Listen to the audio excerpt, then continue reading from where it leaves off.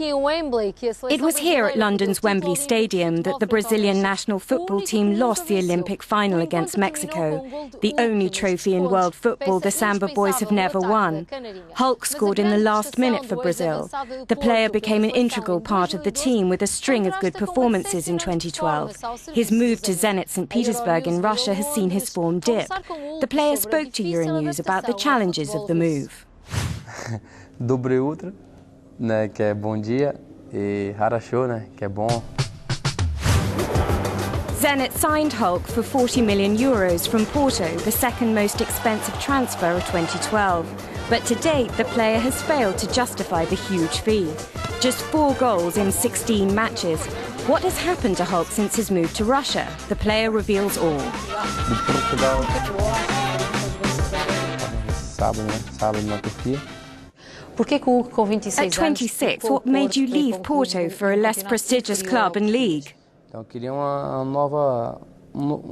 I wanted new goals and new challenges, and so I had to leave for a new championship and country. At Porto, I'd won everything. I had offers from England, Italy and Spain, the big leagues. But no deal was done. The only done deal was Zenit. Porto reached the deal. What about you? Me and Porto.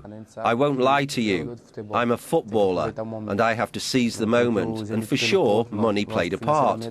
But not only that. Zenit is growing and investing, and I'm sure in the next 2 or 3 years, Zenit will be at the top in Europe. Hulk was an idol in Japan, an idol in Porto, but not in Russia. What happened? When I arrived in Russia, the season had already started. I missed all the pre-season, and I had no opportunity to get to know the squad or for them to get to know me. They knew the player, not the person. Now the Russian season is on a winter break, so we had a new pre-season. It was very good. And we know each other better, and I hope from now on you will see the Hulk you know from Porto and Brazil. The Hulk of happy football. So the September move didn't help? I think so, but on the other hand, I think the turmoil of the transfer, the fee, the salary, and the way the other players looked at me, as though I wanted to be the star of the team. But it was never my intention to be the star of the team. I want to help Zenit win trophies, and I need help from my teammates and the club. We are now moving in the right direction. So at the beginning, the relationship with the Russian players wasn't easy? That's right. Some players disrespected me, but I said nothing to avoid any problems.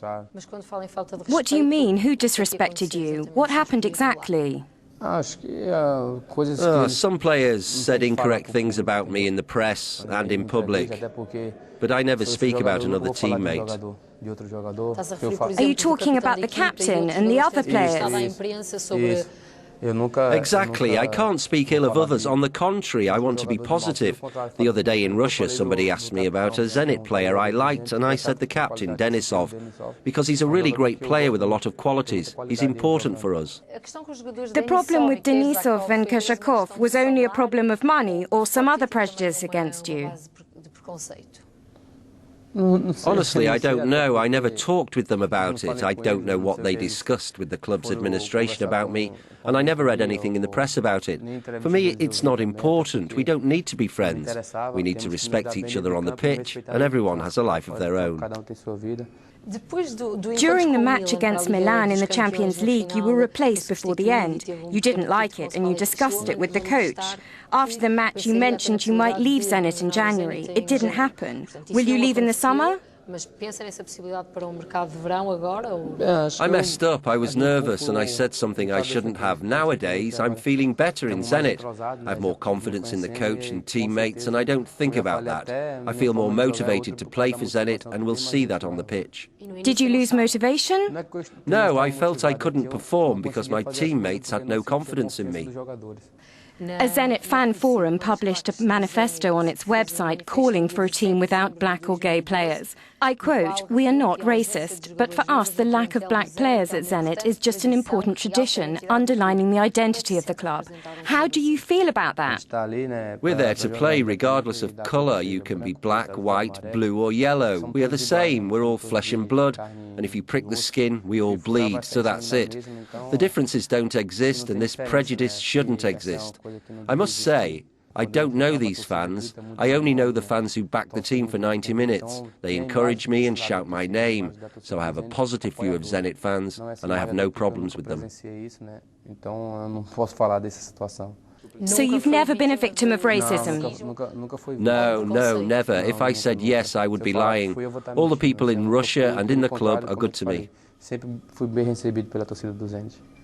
2014, Brazil is going to host the World Cup, a very important event. But the country is riddled with problems, including crime, security and infrastructure. What do you think will happen in Brazil?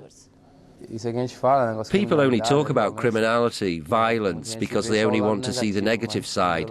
But we should look for a positive side. If those problems didn't exist in Brazil, Brazil would be perfect and perfection doesn't exist. I believe that things will get better.